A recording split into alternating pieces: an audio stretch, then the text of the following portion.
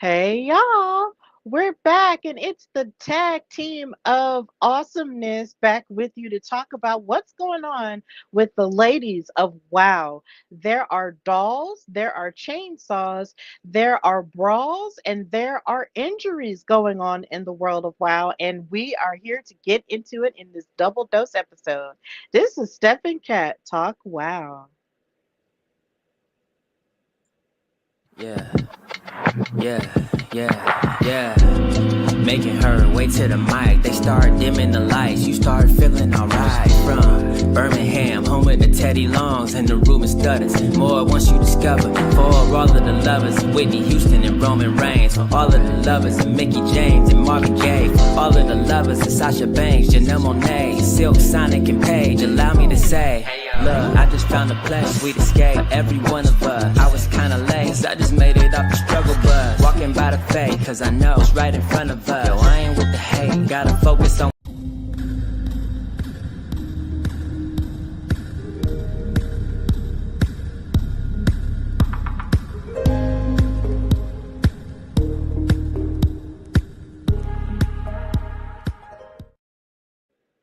Hey y'all! Happy Friday and welcome to Steph and Cat Talk Wow, brought to you by the Hardy Wrestling Podcast and In Cat We Trust.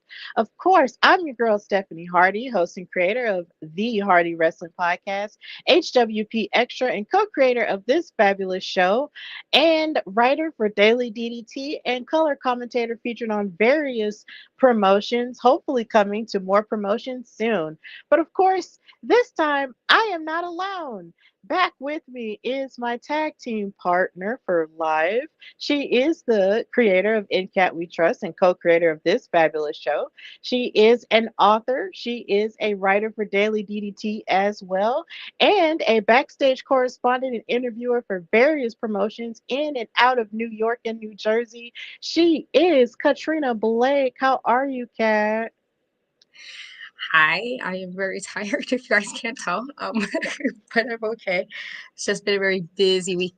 But I'm okay. Happy to be here.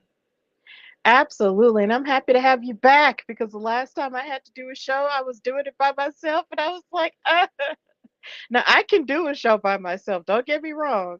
But I prefer when I'm talking about WoW to talk about it with you. So it was just so hard. But we got through it. We got through it. And I am just so happy that we are back talking about our favorite show because these past two episodes have been very action packed and very dramatic as well, with so much stuff in store and all of the title pictures and everything that's going forth. And of course, Katrina has done something amazing in the fact that she was able to do something on her own on the WoW universe. She had an interview with Ashley Blaze, who has been featured on programming with WoW over this whole season. She has been featured, and we were able to talk to her for Black History Month. That interview is out right now. So it's on Katrina's channel, In Cat We Trust, on YouTube. So please check out that interview. I'm more than sure it was fantastic. I haven't had a chance to watch it myself yet, but from what I'm hearing, it sounded like everything was cool and everything was fine. And celebration was had in terms of Black History Month and Blackness in wrestling. So please check out that interview and all of our other interviews that we have done in the past with the WoW superheroes for Black History Month and also Women's History Month too. Check that out. But thank you, Katrina, for holding that down for both of us because I couldn't do it, but it's okay. So these episodes have been fantastic. Katrina, how have you been feeling about the trajectory of WoW as we head into from February into March? I've been liking the episodes. It's been like a lot of like fun matches, but also like some drama. Uh, like some good old wrestling drama, and but I'm liking what we've gotten so far, and we're 2 months in of 2025, and we got some good stuff going into 2025 so far. Yeah, we really do. And of course, I want to thank everyone who's watching us live right now on any one of our platforms. Thank you, thank you, thank you. You could be anywhere else in the world preparing to watch anything else. But thank you guys so much for watching us live on any one of our platforms. And if you hear us say anything or talk about any match that resonated with you a whole lot, then chime in the comments and you might wind up on the screen. Right now, we have a comment from YouTube, Eric Tate, saying, "Will WoW do live events?" I'm not entirely sure about that, but of course, if we hear anything ourselves, we will tell you on the show. So, the first episode that we're going to be talking about is Dolls and Playthings, which aired on February 8th and February the 9th. And this episode started with a match. It started with Genesis versus Xena Phoenix. Of course, Xena Phoenix is one of our newer WoW superheroes that we're seeing this season. Um, and she is well versed in Brazilian Jiu Jitsu and catch wrestling. And she, at this point, was undefeated in WoW going up against Genesis, who, of course, used to be in exile, but now is, of course, on her own, seeking glory by herself. And this match was really amazing in the sense that both of these women seemed kind of evenly matched, with the exception of Xena Phoenix having trained in Brazilian Jiu Jitsu. Xena really went straight for the leg of Genesis, and she hit lots of grappling moves to sort of shake up Genesis in the beginning. And at one point, it looked like Genesis might have had respect for Xena because she kept shaking her up a bit. But of course, because Genesis is just such a rough and tumble wrestler who's just really hungry, she went after her with various moves. And like I said, their arsenals were very similar to each other. But even as Genesis was choking out Xena Phoenix with her own leg, and also trying to, pose and primp for the camera in ways that she hadn't really done before, kind of like Shawn Michaels when he used to like lunge into his pose on camera. That's what she was doing. Xena was able to hit a sunset flip, an arm drag series, and a fireman's carry. But as she hit that, Genesis reversed it into a full Nelson slam and wound up winning the match. So now, as it stands, Xena Phoenix is no longer undefeated on WoW, which bummed me out.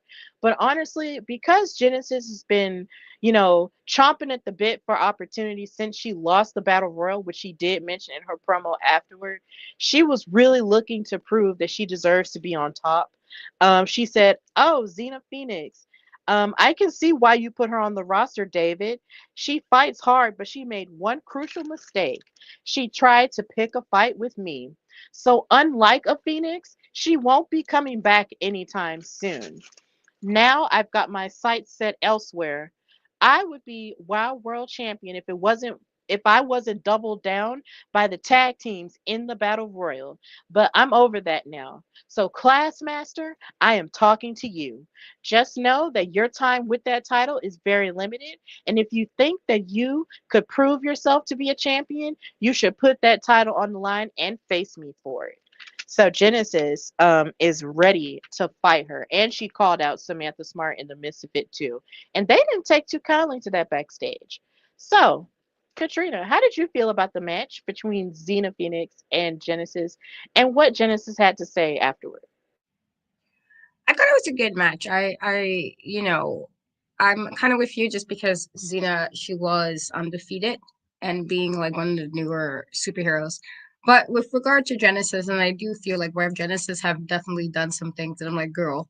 Um, I also semi felt bad in some ways, even as I've said before, like what was going on with the trios titles, for instance, of how I felt like in a way she was semi robbed because of the way there was like no rules in regards to like you can't just bring a new tag team or new team mates in at the end of the finals. Like I felt like that's not usually how that will go down. And so I felt like in those instances and trying to figure out what her role would be, I guess, and we're all going forward. I can understand why she feels the way she does in some instances, and so I do feel like, considering it wasn't like some of the other matches she had recently, where she was kind of definitely doing some shenanigans, you're like, girl, can we not?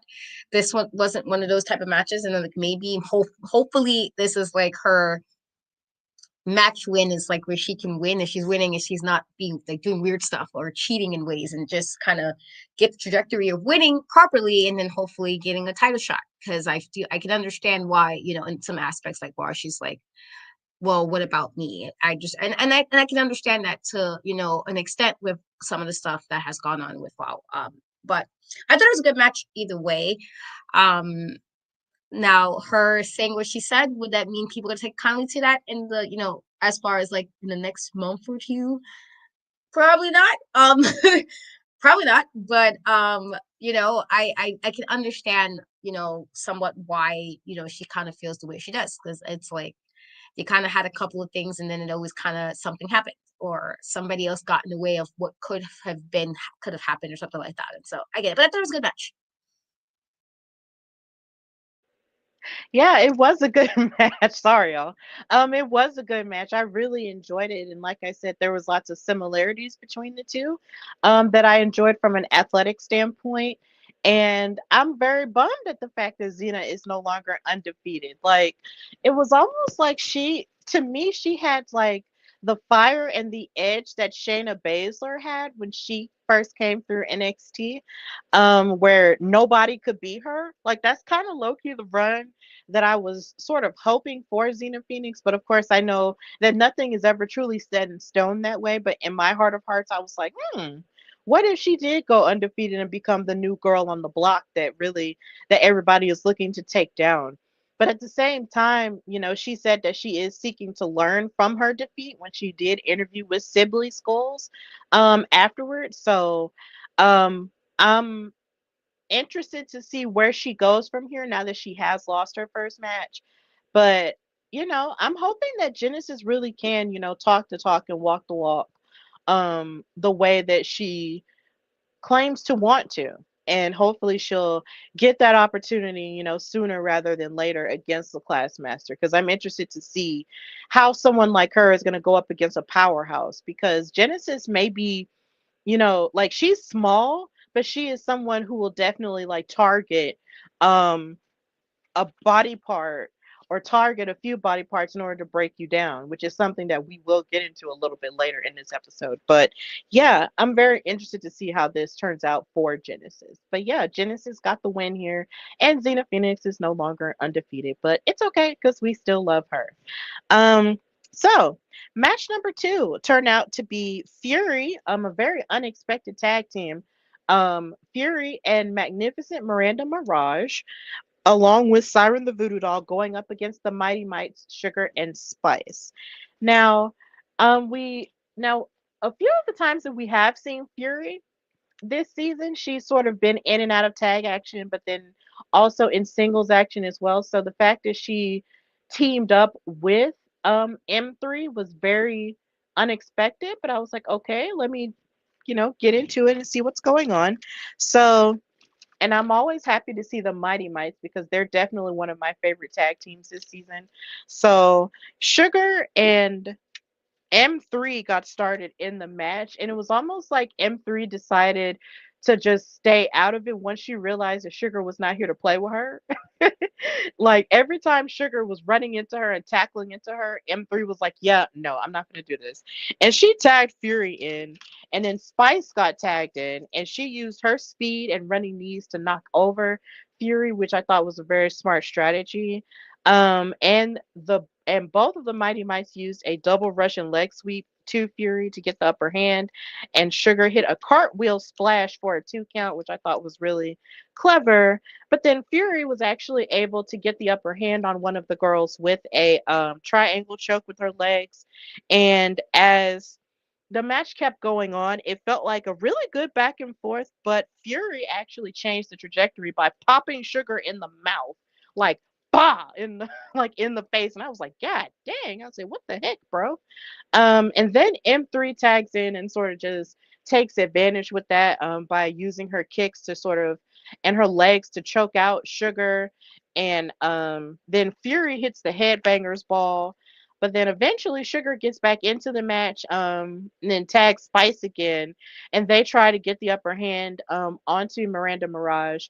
But Miranda cheats and rakes the eyes of, I believe, Spice, and then tags in Fury to hit the Flight of Fury.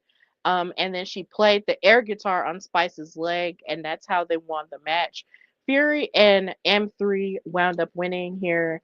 And yeah, I guess now we're seeing another side to Fury that's a bit more, I guess, edgier of where she was like when she was with the Heavy Metal Sisters, except she's doing rock and roll and magic, which I think they were trying to sort of push on commentary as a thing that goes together, which it kind of does, but then kind of doesn't, maybe. I don't know. But either way, Fury and Miranda Mirage wound up winning the match. So, Kat, how did you feel? I thought it was a good match. Fury, I felt like, she had her tag her tag stuff, and then she kind of had the solo stuff, then she had the tag stuff again, and then she had the solo stuff. And so I felt like in those back and forth between solo and tag, some of her solo matches she wouldn't win. Even when she like, it seemed like she might have won, or she seemed like she was trying hard to win, she didn't win. And so this I thought was a nice win. I do think it was a good match, and it's always interesting, I guess, sometimes when you see a tag team that's just not necessarily like a team that was just kind of got bought together for an episode, or it wasn't as long, if how well they worked together.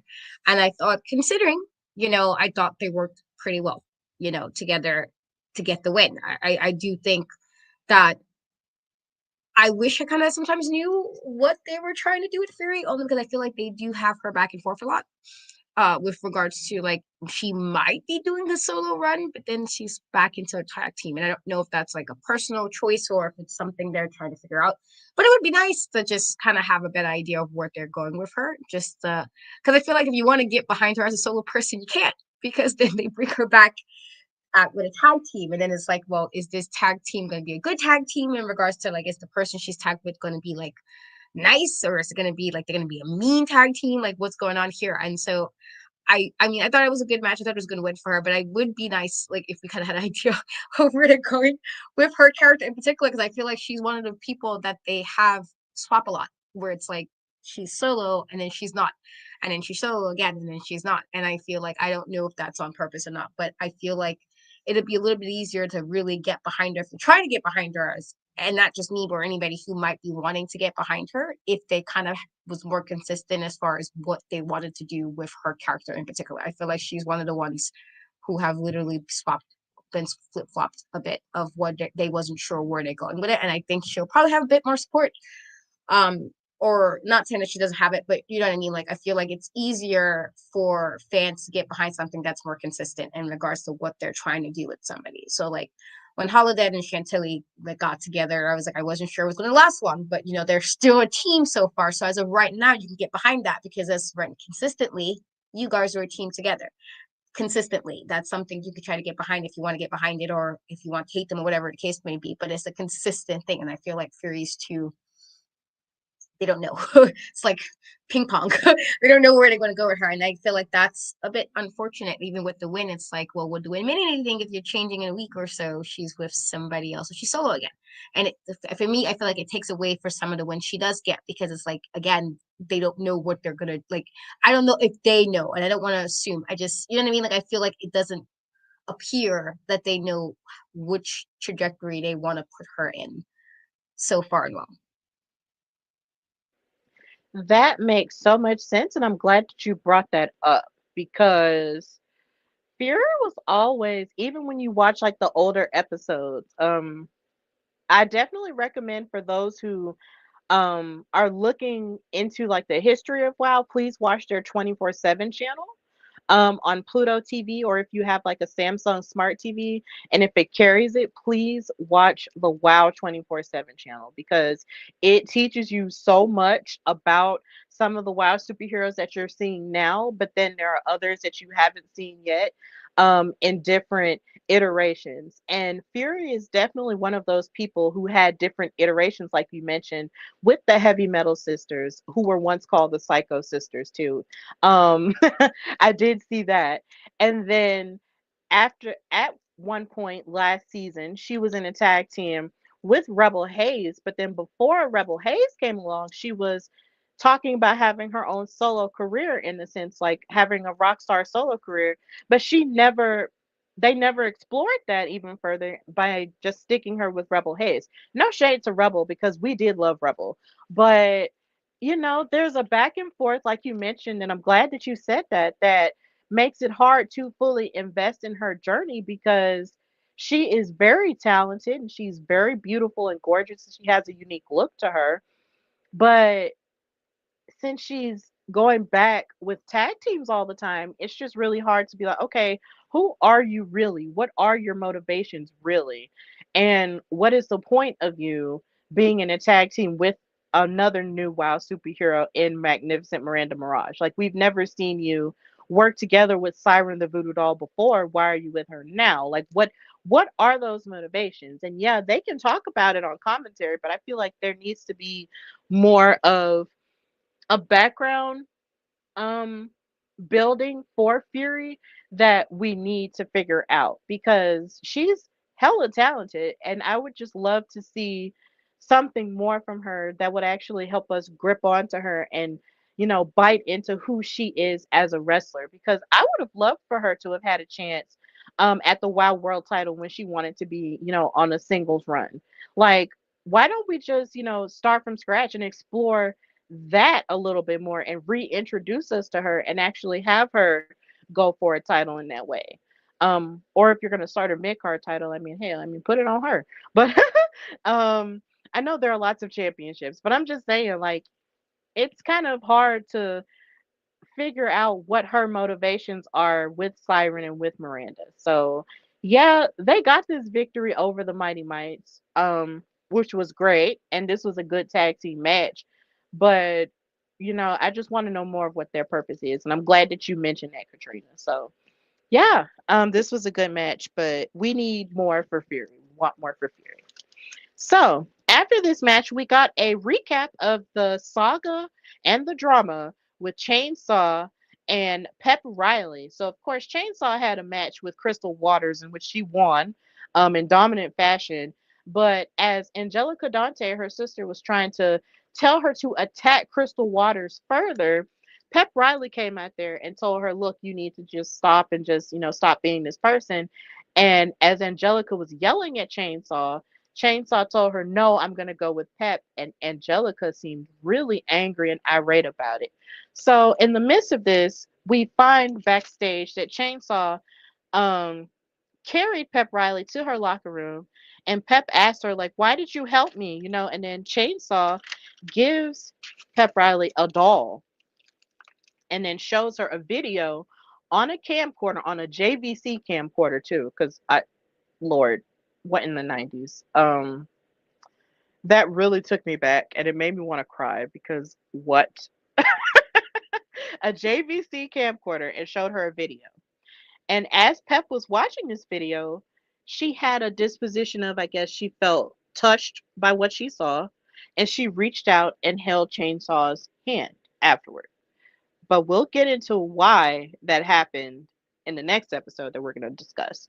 So after that, Sibley Skulls, our fabulous interview lady, had an interview with Vicious Veronica Varoom, V3, and she talked with her about her aesthetic and her background, being from the Boogie Down Bronx and everything, and talking about what her plans were for Pep Riley as she wants to beat her down further and make her feel more alone than she already does, which led into the third match. But before I get into that, Katrina, as a as the resident New Yorker in the room, how do you feel about this representation that V3, Veronica Varoom, is giving on the show? I mean, could I see like some New York? Yeah, a little.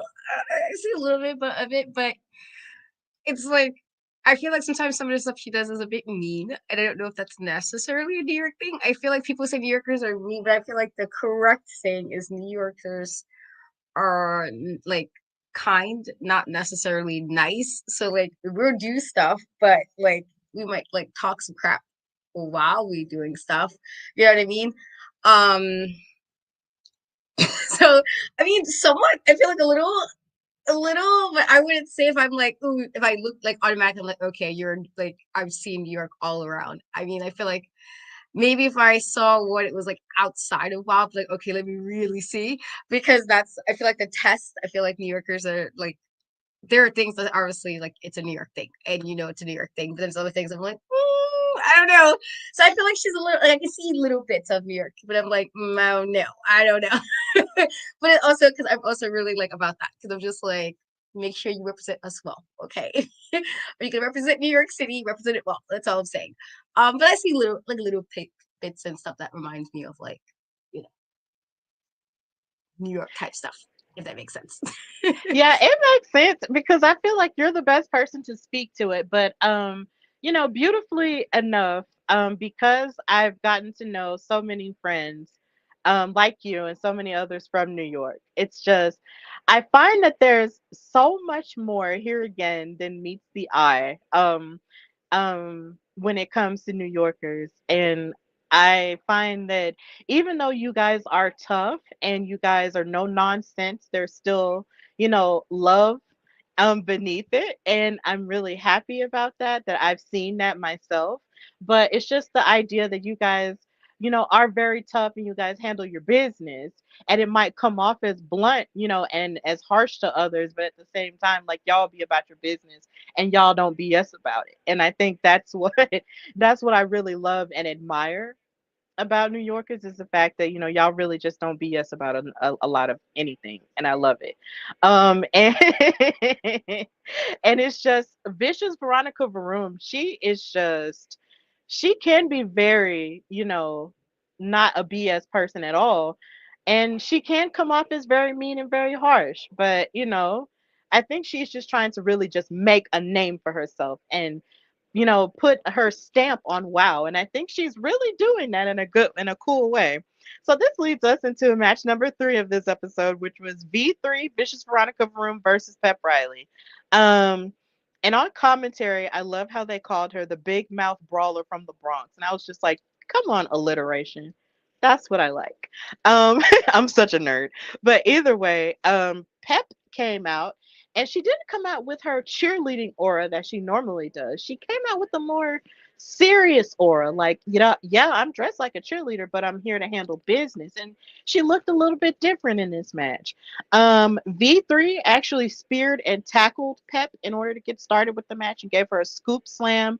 And she gave her sort of like a triangle choke that reminds you of Stephanie Vaquer, and how she does that thing where she wraps her opponents in her legs or between the knees and then slams their head against the mat. That's what she was doing. And I was like, oh, look at her. And then she locked in a camel clutch afterward. But then Pep Riley actually showed a little bit of chainsaw by biting to get out of the camel clutch. And I thought that was pretty interesting because we've never seen her bite anybody before.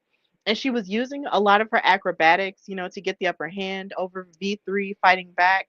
But V3 wound up hitting a DDT for the win. And yeah, Miss Ma'am from the Bronx wound up winning the match.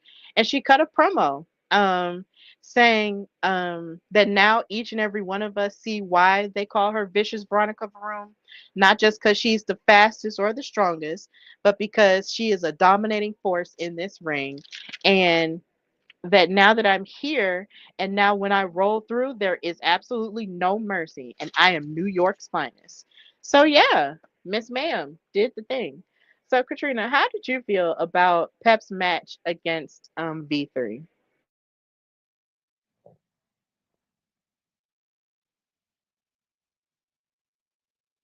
Yeah, I don't know what just happened. Look at froze. No, I thought it was a good match. I do think that Veronica definitely has that very, like, I don't want to even say, because I don't like using the word aggressive. I don't really think New is that aggressive. I think people are assuming that we are. So I don't want to say he was aggressive, but I do think she kind of was like, this is, I think Pep Riley is really nice. I think that's I think that's the right way I want to put that. I feel like she's the nicer one of the two. And so it might seem like Veronica was being more about the match, but her promo after, I was like, okay.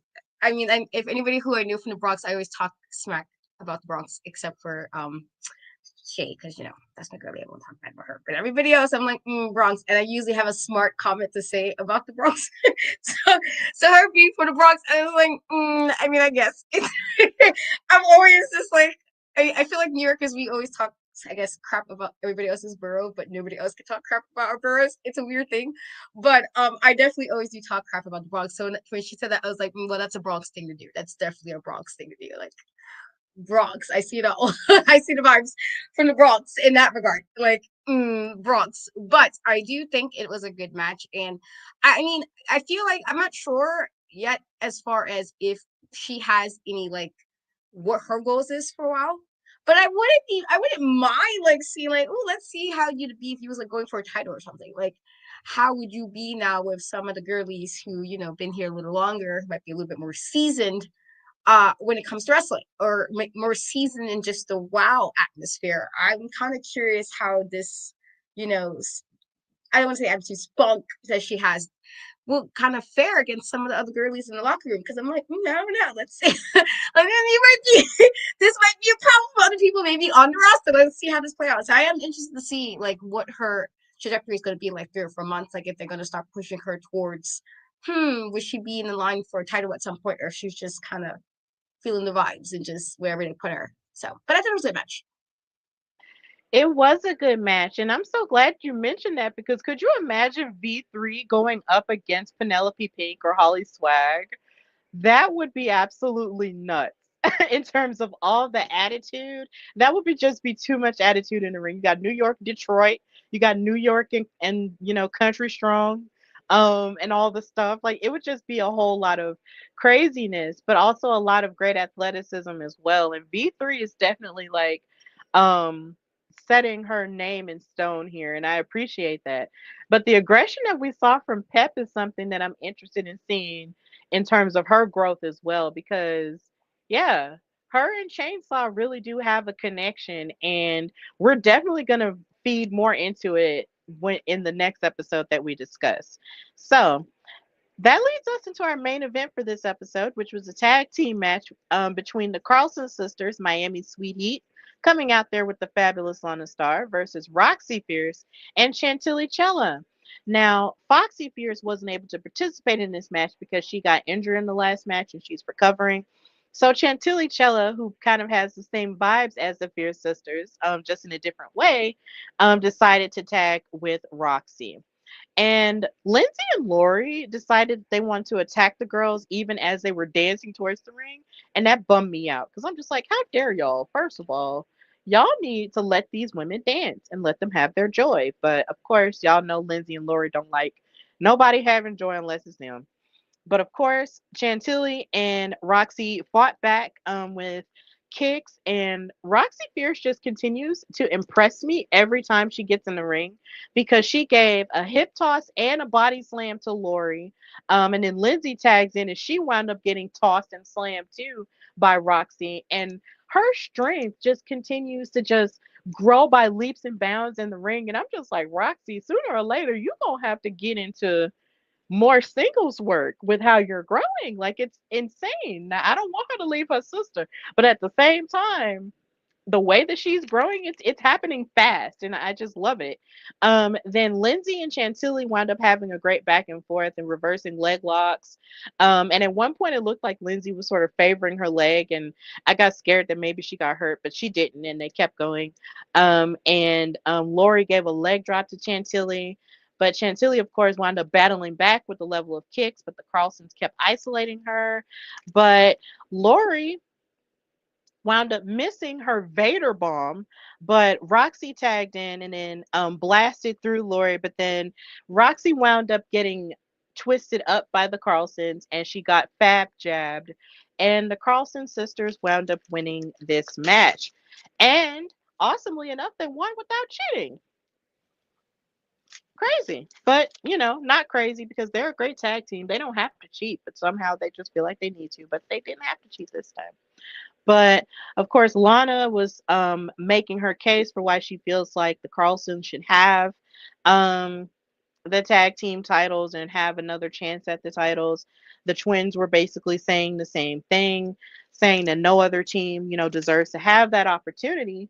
But they get interrupted by another tag team who wants a chance at the tag team titles in the form of Princess Aussie and Tormenta. And they issued a challenge to the Carlson sisters saying they want to fight them for the number one contendership. So, Katrina, how did you feel about the tag team match with the Carlsons and Roxy and Chantilly, and what Princess Aussie and Tormenta had to say afterward? I thought it was a good match. I agree with you there with Roxy. Like, she hasn't been in WoW too long, but she knows what she's doing. I don't want her to leave Foxy either. That is something me and Ashley talked about in regards to she's like how much she actually loves like the two of them in particular. I think that was she said it's something about the hair that was made, I guess, Roxy's beats. She said of one of the first conversations she had was about her. She's like, I can hear your beads. It was like, just being unapologetically black. And it was like how, Foxy with her hair natural and it stayed. And so I like them together. I love them together. I think it's also really cool as well, we're both sisters, and so we know like you're protective of, your siblings and so I do like them together, but I definitely think Roxy has definitely grown from the first time we've seen her. And I mean, I feel like she was good then, but I feel like you can see it. And so you know, I wouldn't mind no single. I wouldn't mind more single matches for her. I don't know if I wanted to break them up necessarily, but I wouldn't mind seeing her doing some more singles matches and kind of getting that out there. With that being said, though, the Carson should have won this. This wasn't like Chantilly and Roxy or a team. Like they were put together, but this is one of those situations again that you would think the more seasoned team would win in matches like this. And in this regard, they're also sisters, twins. And so that's, different. And I did like that they did win, without nonsense. I'm like, okay, because y'all be doing shenanigans sometimes. Sometimes y'all be doing the most. And you guys don't need to do all of that. And so they proved that they didn't need to necessarily be involved in the shenanigans to win. With that being said, how I feel about the Carlsons always being involved in the tag team title picture. So I'm like, Lana, are we back on this? I thought we moved past this in 2025. Why are we back on this? Like, how many times do you need Carlsons to have the titles? I just need you to get together, sis. Get it together. Okay, like, and she's always like fashionable. That's what I mean. Just get it together with this like logic of them always having to have the titles. They don't need it all the time. It's like I'm like again, like so with that being said, I'm okay with Tormenta and Princess Ozzy kind of putting their hat in the ring there. I'm like, okay, because I'm okay with somebody new. I am perfectly fine with this. This is fine. And this is no shade to the Carlson sisters. It's just for the love of everything. Do you need the titles again? Like you don't need what do you need to prove as the tag like just do what you don't need the necessary that titles again so soon, But that's just me. I just feel like, girl, every time I'm thinking you pass this, you're not.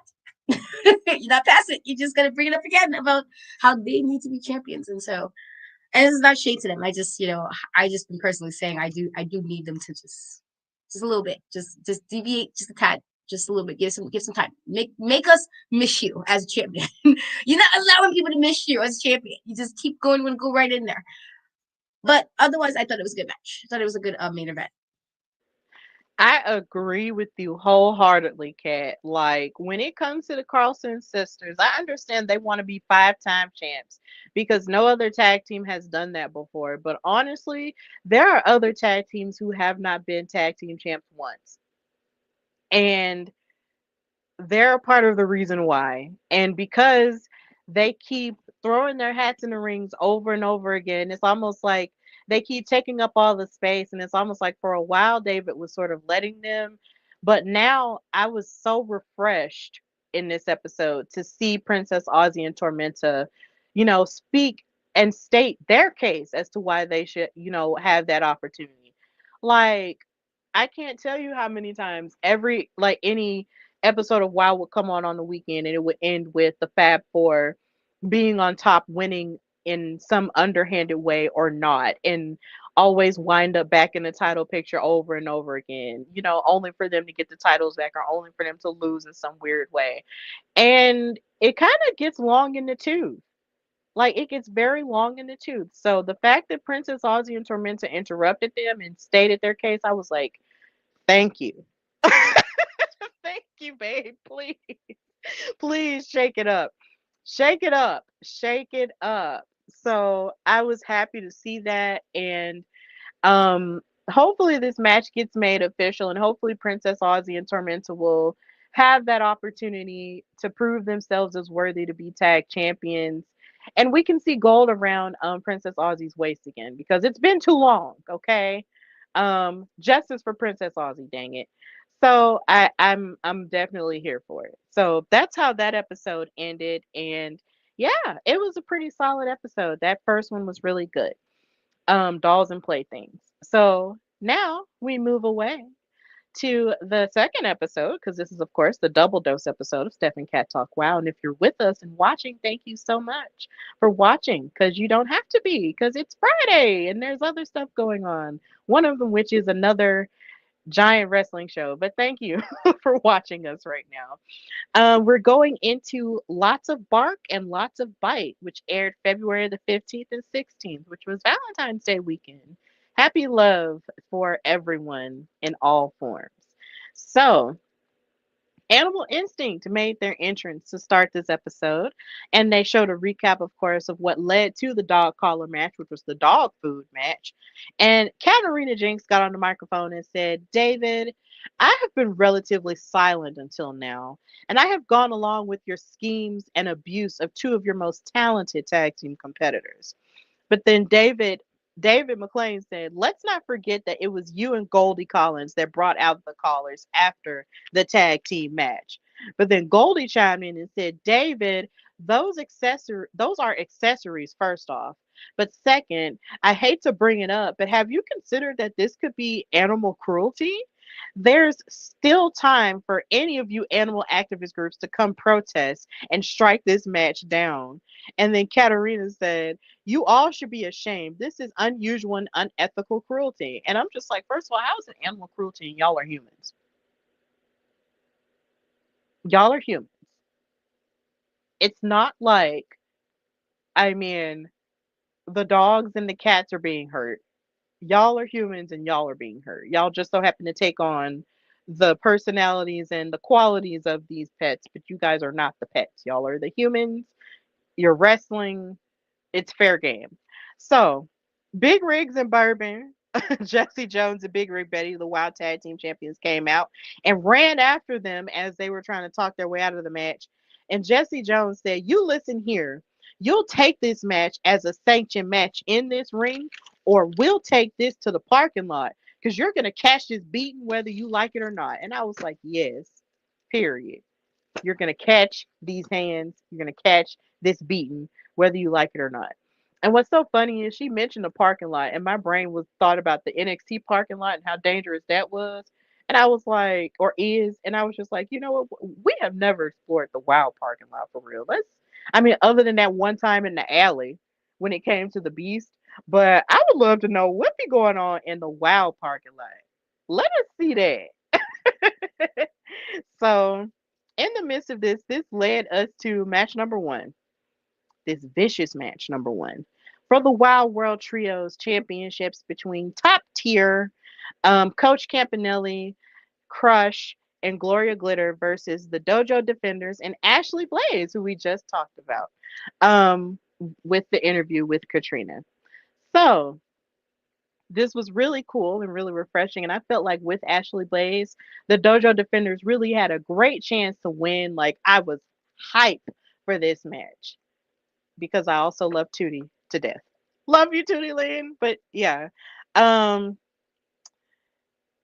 Ashley Blaze and Coach Campanelli started off the match, and Coach Campanelli actually yanked some of Ashley Blaze's hair and knocked her over. But of course, the quickness of Ashley Blaze and her smooth movements caught Coach Campanelli off guard. And in my mind, I was like, could Blaze actually be a part of the Dojo Defenders on a permanent basis? Because the way that she was working and the way that she was kicking the same way that the Dojo Defenders be kicking all the time, I was like, you know what? She could be a permanent member of them if she wanted to be. But, you know, she wants to stand on her own. And then there were double kicks to Coach by Tara and Kara.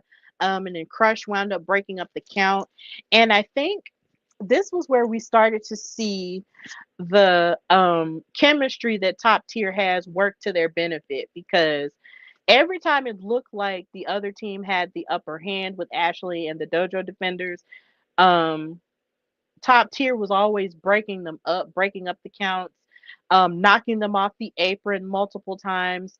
But then they decided to get vicious and attack Tara Strike and her legs and knees, and also attacked Karakai and her legs and knees too. And it was very vicious and very calculated and bad, and it was hurting my feelings.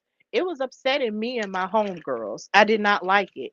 Um and then as it got worse and worse, Coach actually attacked Ashley Blaze by pulling her off the apron, and Crush knocked Tara off the apron, and they continue to attack and hit a double bulldog onto Terra Strike, and they wound up retaining the trio's titles. But that wasn't enough for them. They decided that they wanted to get Buck and continue to attack Terra Strike by locking her in a sharpshooter as Crush and Gloria were stomping on top of her back, and they attacked Kara and Ashley here again.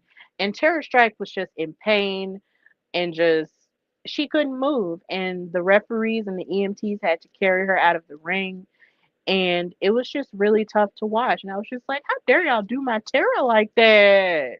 I was upset.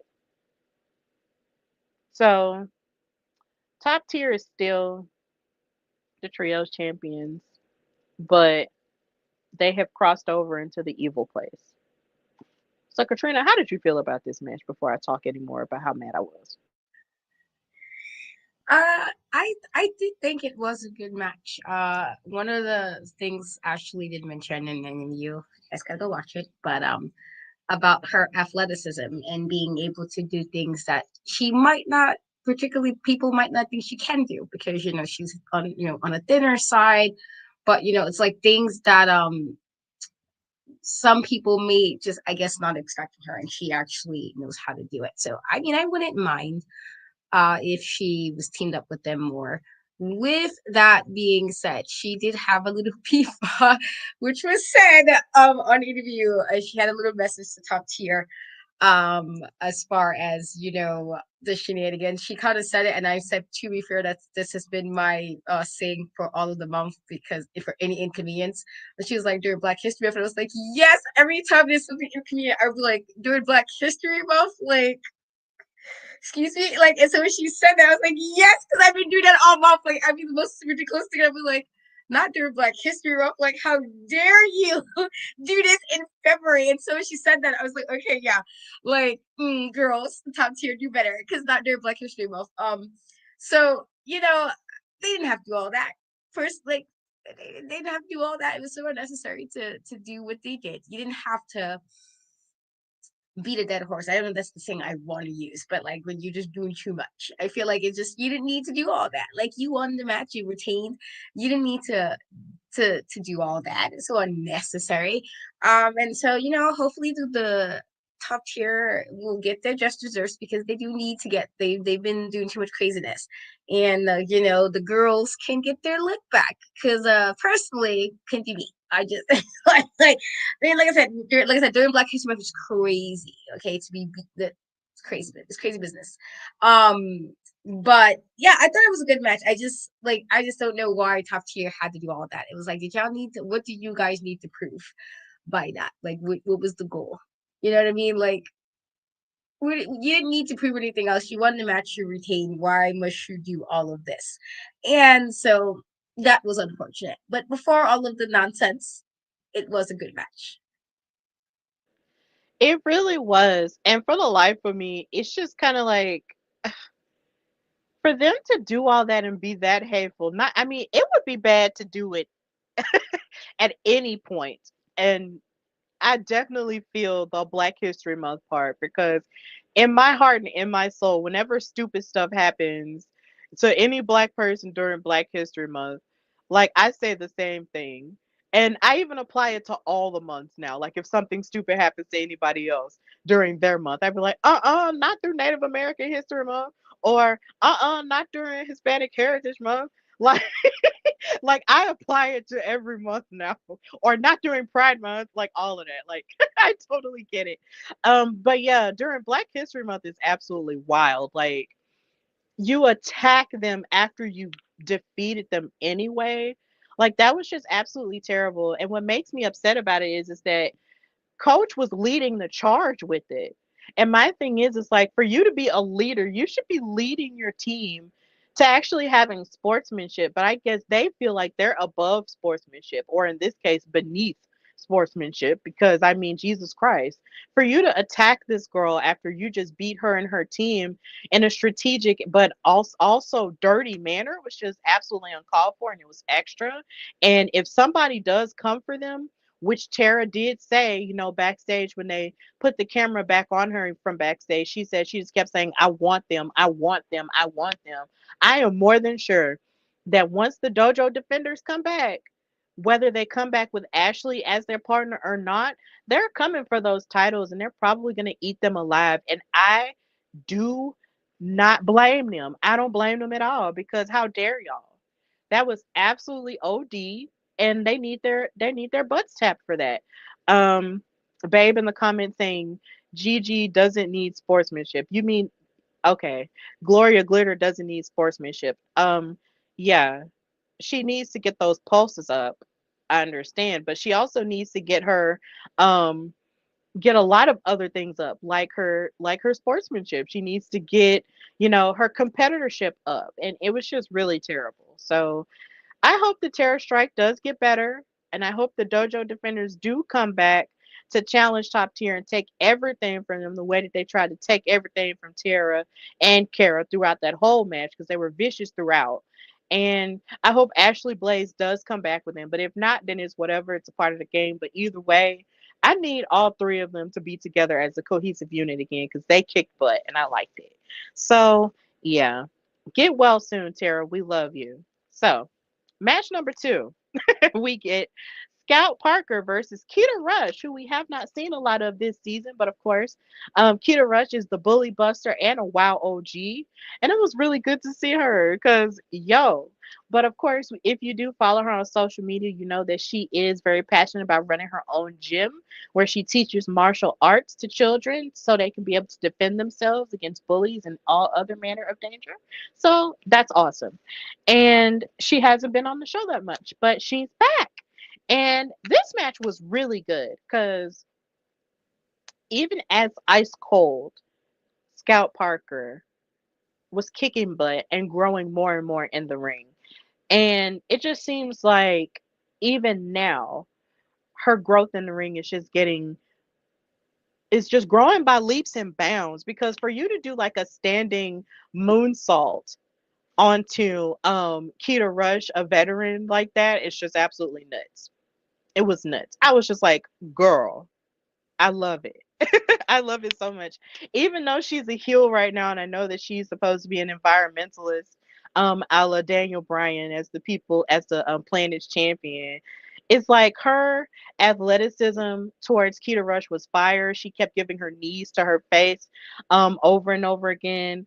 Like this was just a really great showing from Scout Parker. But here again, Keita, as she was getting rooted on by the crowd as they were chanting Keita, Keita, she fought back with her patented drop kicks and her hip tosses and everything, and she wound up winning the match with a crossbody splash and a springboard crossbody.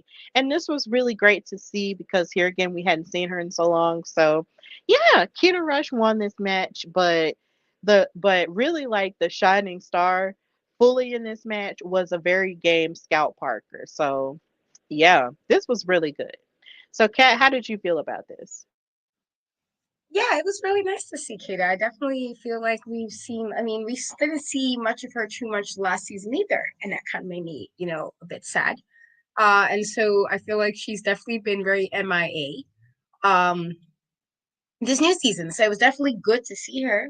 Again, during Black History Month, it was very good to see her. And I'm glad she got the win because I feel like a lot of times with her matches too, like she didn't always get necessarily the outcome we may have wanted because we were just like, oh, like, I mean, I guess. I mean, like, obviously there has to be a winner, but sometimes you're just like, you have to be girls you like a lot, and you're like, well, you want to see them do well, you want to see them thrive and win. And so I thought this is a nice little, you come back and you win the match. I think, I respect everything she's doing outside of WoW, and me teaching, like, personally, I don't have the temperament enough to teach. To teach, I'm very honest about me as a person. Like, I have my kids, but my kids, I know how to handle my kids. The other people's kids, I don't know. I don't have temperament for it. And so, anytime any person can like take the time to teach anybody, but in particular with children, no matter what it is you're teaching them, I mean, nothing obviously crazy or anything, but like anything like that. And I feel like that's good self-defense thing, but also discipline and everything to do that kind of stuff. And so I think anybody who can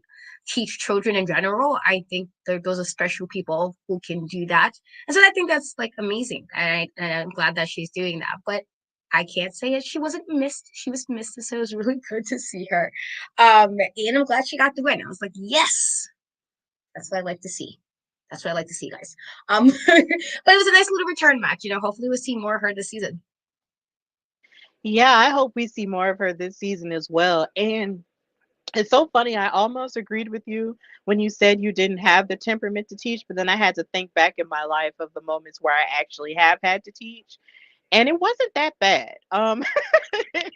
So I remember, I think my senior year, I actually had to teach a class at, it's a middle school now, but when it was an elementary school, I had to teach a junior achievement class with another girl I was in government with, and it wasn't that bad at all. Like, to teach little kids, because I just feel like kids, even though they can be very rambunctious and out of control at times if they're little, like they just want to soak up everything and ask you questions about everything and life and everything. And it was just, and I thought it was fun, for a change, but I have respect for people who do it every day, because when you're a teacher, oh my God, every day, like, y'all, teachers are superheroes, and I feel like they deserve to be paid more and more and more and more than they do for what they do, because they do more than just that. Like, they save people's lives when it comes to not even just how they teach, but how they get involved with the kids. So I love it. I respect it so much. And there have been other teachers who have fed into my life and continue to feed into my life even now as an adult that do a great job. So I love it and I appreciate them. And yeah, seeing Keita fight against Scout Parker the way that she did was really cool. So, and Scout Parker is somebody who I'm still very much interested in seeing rising more and more. Whether she's with the new the new WoW superhero Sprout Greens, or even if she's fighting by herself, she just continues to grow, and I just can't wait to see more of what that brings. So yeah, that was cool.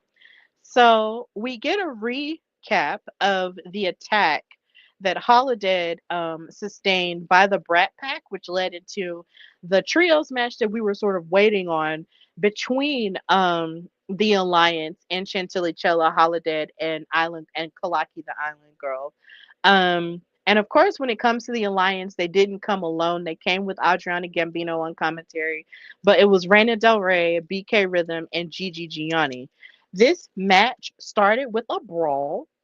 Both of these teams were beating the crap out of each other because there's bad blood there. But then there was this adorable moment when it looked like the Alliance was pushing Chantilly, Holiday, and Kalaki into each other, but then they touched hands in the middle and made like a circle, and it was the cutest thing ever. And then they turned back around and started beating up on the girls again. And I was like, "Oh my god, that is so adorable!" Like, I need more adorable moments like that in wrestling, because it that was just cute. Um, it was almost like Wonder Twin powers activate, or Wonder Triplet powers activate, and then they started kicking ass again. Um, so as the thing that I noticed the most in this match was the team of Holiday, Chantilly, and Kalaki using the same motives that the Alliance would use to get the upper hand on them, and Adriana Gambino not liking it when the shoe was on the other foot. I was like, oh, so it's cool when y'all do it, and it's a problem when they do it. Y'all know the rest of the song. Um, and I appreciated the fact that Holiday was actually using Chantilly as a weapon like we've become familiar with. Like you mentioned earlier, with them being an unlikely tag team that just so happens to work really well together. That was on display here. And Kalaki, the island girl, was coming in with the hard hits and the DDTs and stuff within the match. Like it was really fire. I enjoyed this match a lot. And even as the match ended, with a brawl, and they wound up pushing the referee out. And as the alliance sort of got a little bit of the upper hand, they just weren't letting them. And I just thought that that was really cool. But I feel like this isn't the last time we're going to see them fight each other, considering the match ended the way it did by disqualification, with the alliance winning because of the scrap that they got into, which wound up having hurting the referee. So yeah, I enjoyed this match. I liked it a lot in terms of trios action. So, Kat, how did you feel about it? I thought it was a good match. You mentioned the one of the twins in it. It was like a joke between me and my twin brother. Like some families used to call it unstop, which I hate it. But they say the Wonder Twins because it was like a boy and girl like set of twins, and we were boy and girl set of twins, and so that's just made me think of that when you said that. But yeah, it definitely was a crazy brawl to start that off. I was like, oh, okay, well, all right, we get right to the nitty gritty. Like it got real hectic in the beginning, but I thought it was a good match. I feel like what's the saying? What's good for the goose is good for the gander. Is like, and so you cannot be mad if this is the energy you put in out there, and somebody goes, you know what? I'm gonna do you. I'm gonna pull you on you. And I'm gonna give you back the energy you be giving other people. I feel like you can't be mad about that. I feel like you put that into the world that this is the kind of time you guys are on. And so they met y'all at that. They met you at that kind of time. They clearly had. I feel like I was like, you know what? Let's do sometimes to kind of let people know, not us, not me. And so you're gonna do what you gotta do sometimes. And so I thought it was a good match. I don't know why I don't know why she was upset. Like, girl, like you act like you have been doing shenanigans all this time. Like you've been engaging in shenanigans. This is the least they could have done. I felt it was fine. I was like, sometimes you gotta play dirty. Sometimes you gotta kind of get to people's levels. And I'm not saying that all the time, but I'm also very petty. And so I'm like, sometimes you gotta just get down to people's levels. You gotta kind of do what they do to make them see, like, not me. You're not doing that to me. And so, but I did think it was a really good way, like a good main event. Like it was like, okay, we got right. I felt like you went from like the match with Kita, you know what I mean? And then all of a sudden you're like, oh, all right. It was a really big difference of how it was just extra right to it. But I thought it was a good match. I was okay with it. And maybe, the girlies, BK and Gigi, and they will learn a thing or two. Maybe let's not do this the next time, and maybe people will have to repeat this back to you. I feel like, the level of like shock, like, girl, this is what you be doing. This y'all be doing. You gotta. They're basically, like I said, taking a page out of your book. So if you don't want that kind of stuff happening, maybe don't do the same thing to the people as well. I don't know. But otherwise, I thought I did enjoy the match. Otherwise, it was just, for me, it was funny in regards, like, girl, acting like you don't know why this is happening. It's crazy.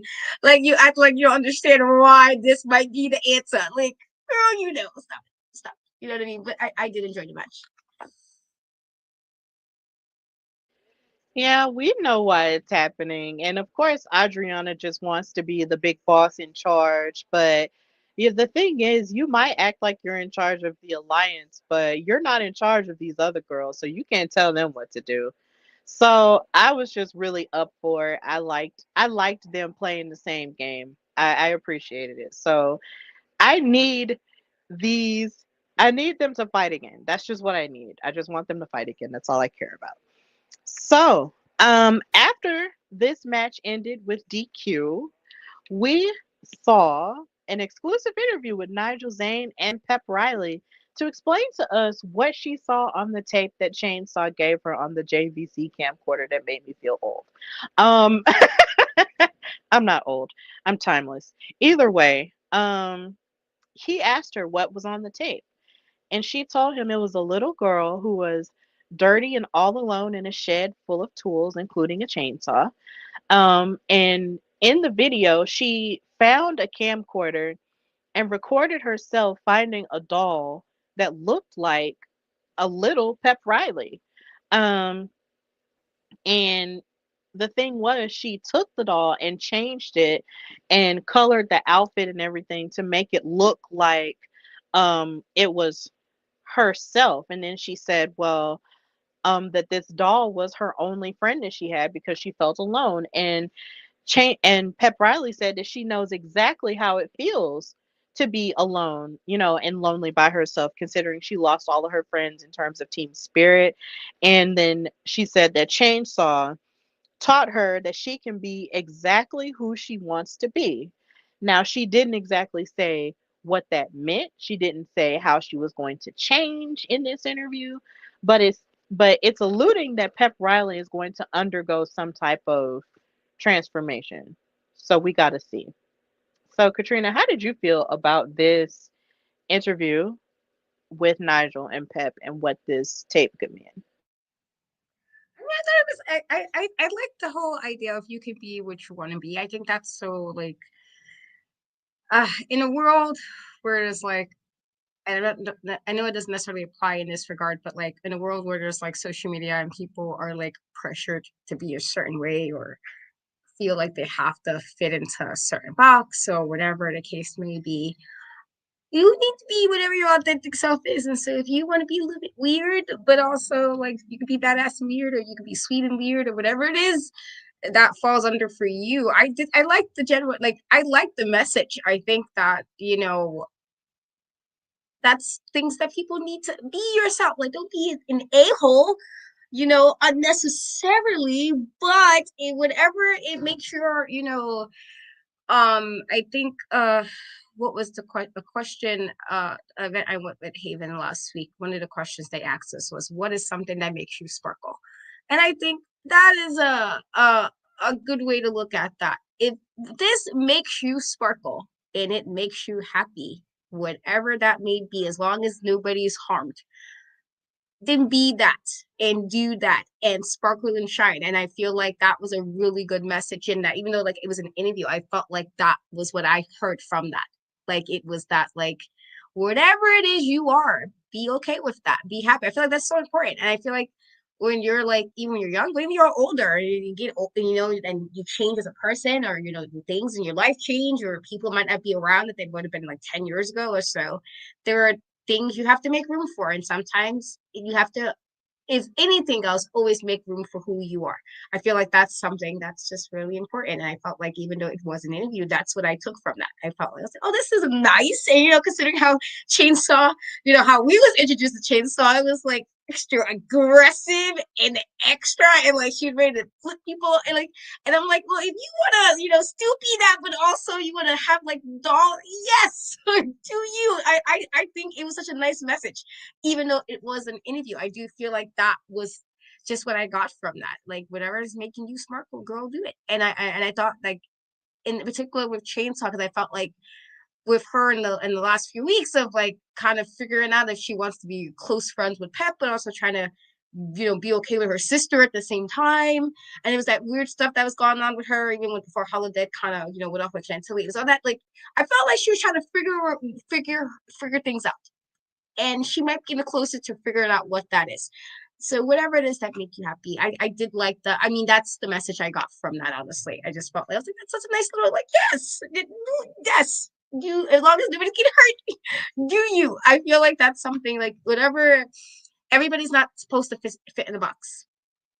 So whatever it is that makes you different, or do that. And I think that this is actually a perfect way to explain that kind of a thing.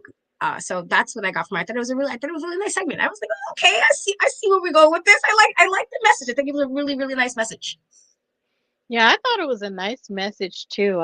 I like that question, like what makes you sparkle? Like that opened up something in my soul when you said that. I like that.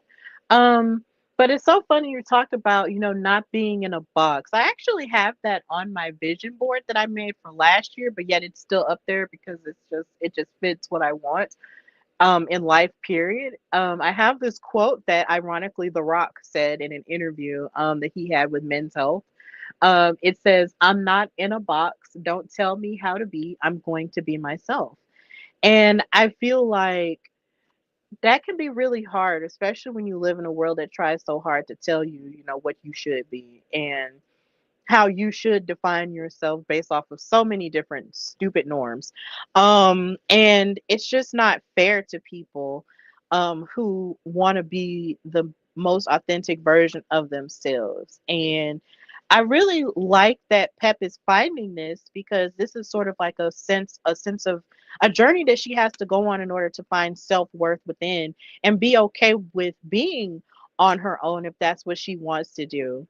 Because like when she was talking about being alone and how she identified with Chainsaw in that way. Like Pep Riley really has been through a lot. And people might joke about it, but that's a very traumatizing thing to go through when at one point you had a coach and you had, other friends who were good at stuff that you were good at in terms of cheerleading or gymnastics or whatever. And then all of that gets taken away with this accomplishment that you make, but then it gets snatched away by the coach who just up and decided she wanted to do something different. And then, all of it just falls to pieces. That's traumatizing. That's hurtful. That's painful. And you got to figure out what it's like to be by yourself. That's real. Like, that's something that people go through every day. That's something that I've been through. Not with a group of people, but, relationship wise, family wise, that's real. But I'm glad that Pep is now on this journey, probably in a very unlikely way, in a way that the audience did not expect. I'm glad that she's on that journey and that Chainsaw, is helping her unlock that part of herself. And maybe, Pep can help Chainsaw unlock some part of herself too. So I'm really here for the growth of it. I can't wait to see, how it turns out. And these dolls, man, I just never get tired of seeing dolls in wrestling. Like it never goes away. It never stops being a cool thing. So yeah, big ups to the dolls. I was a doll girl once. I played with Barbies. I was a Barbie girl. So after that segment, we had the intro to the main event by Sibley Skulls, painting the picture for us in terms of what Big Rigs and Bourbon had to say in light of the dog collar match. And Jesse Jones and Big Rig Betty basically said that they promised to hurt them and that they would have nowhere to run. So this was always cool. It's always good to see Sibley Skulls because she's so beautiful and talented. And hopefully at some point, maybe next month, because it is Women's History Month, we can talk to her or, talk to even more of the WoW superheroes. But definitely I would love to talk to Sibley because she just gives it. She gives every time she's on camera. So she painted the picture. And of course, they did announce that this weekend on this episode of WoW, we will be getting the rematch between Paola, the Colombian Goat Mayfield, versus Santana Garrett with Abilene Maverick banned from ringside. So that is coming up this weekend on WoW. So we get to our main event, which was the first ever WoW dog collar match versus Big Rigs and Bourbon, the WoW tag team champions versus Instinct. This was a non-title match. Um, the referees had to push and drag um Katarina and Goldie into the ring. It was hilarious. And as they tried to run away for the final time as they got into the ring, Jesse and Betty grabbed them by their hair and dragged them back in the ring and locked them in the dog collar, and the match got underway.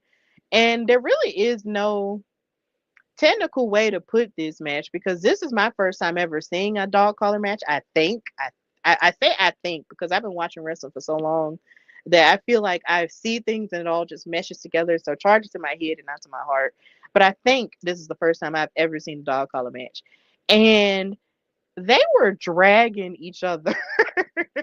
all over the apron, all over the ring post, all over the floor. It was just dragging, dragging, dragging, choking, choking, choking, beating, beating, beating until finally there was a winner.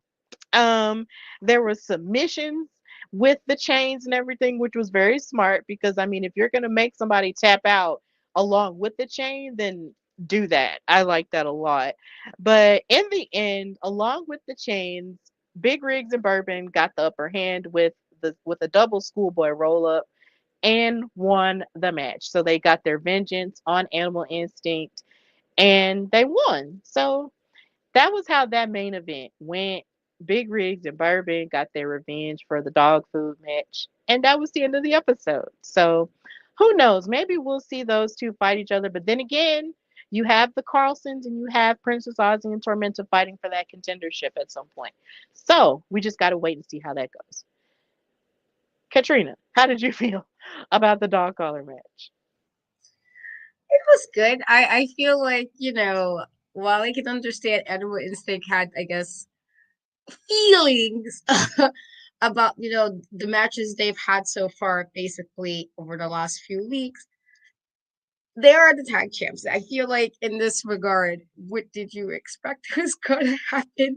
If you do like stuff with like dog food and now it's like you're now doing a dog collar. Well, Goldie, you are the girly who's like about the dogs and the show dogs and everything. I personally would like not me, but this you kind of put that energy in the air, and so I feel like you can't do all of that and then be afraid to what the repercussions may be for shenanigans. I feel like they was like, oh no, the fact that it had to be dragged in, which is crazy. Because like, why you might as well just not show up in that case. You didn't have to get dragged into the ring. Why show up? But he showed up. He do take it like a champ.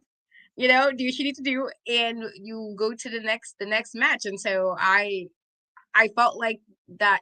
Jesse and Big Rigs was going to win it because of what happened in the last match. I feel like I'm like, there's no way they're going to get this happen twice. Like they can't have this happening twice as the tag champ. That's crazy. And so I expected the outcome to be what it was, but I'm like yeah, cool.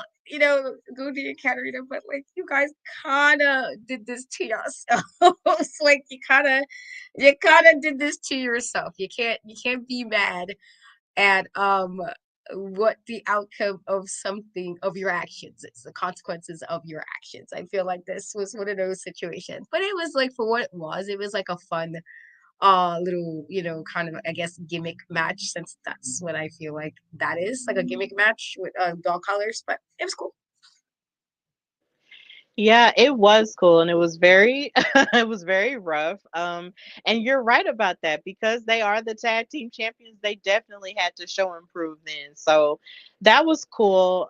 It was really interesting to see and it was very vicious. So hey, I mean, you can't really ask for anything more from that match and from Jesse Jones and Big Rig Betty. So they did what they came there to do and it was great.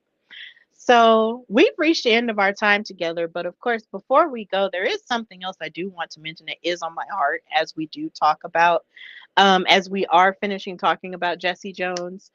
Um, I don't know if you guys may or may not know, but on social media, there has been a GoFundMe being shared of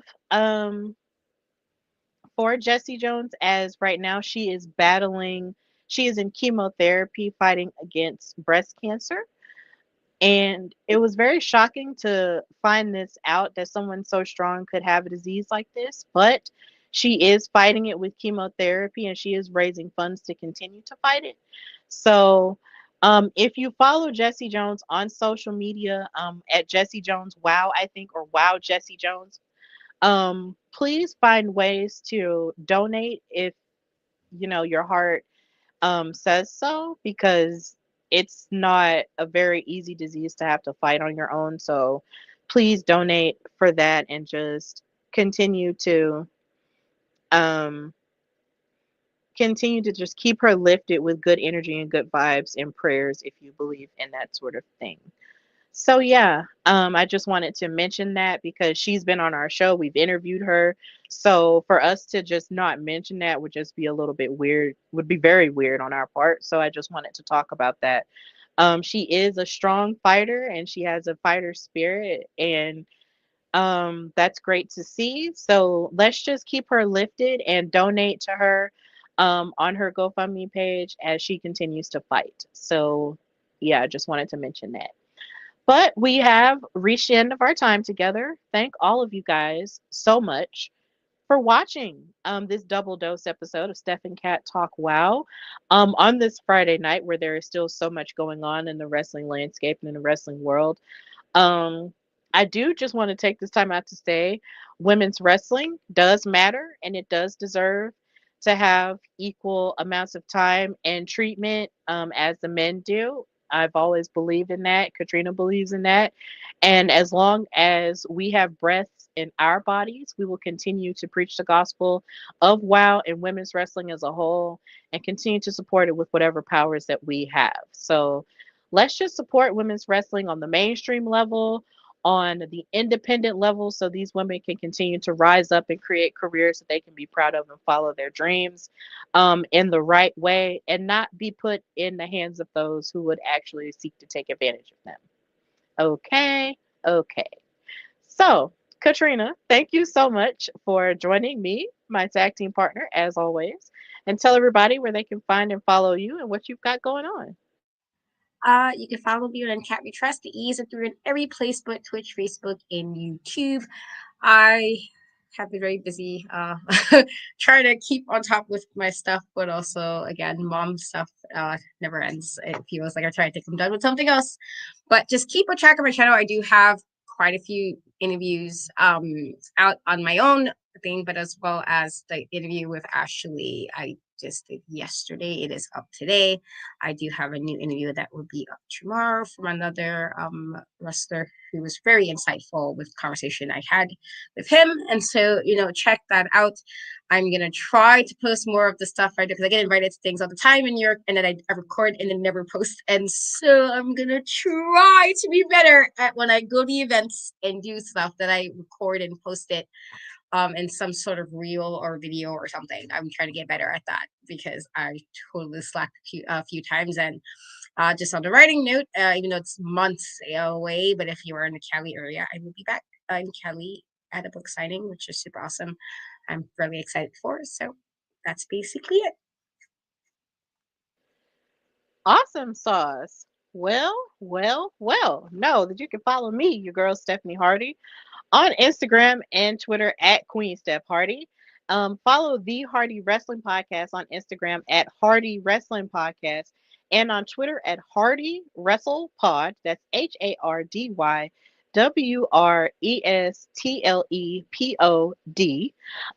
And also just listen to the Hardy Wrestling Podcast everywhere you get your audio podcasts. That's Spotify, iHeartRadio, Apple Podcasts, and everywhere else.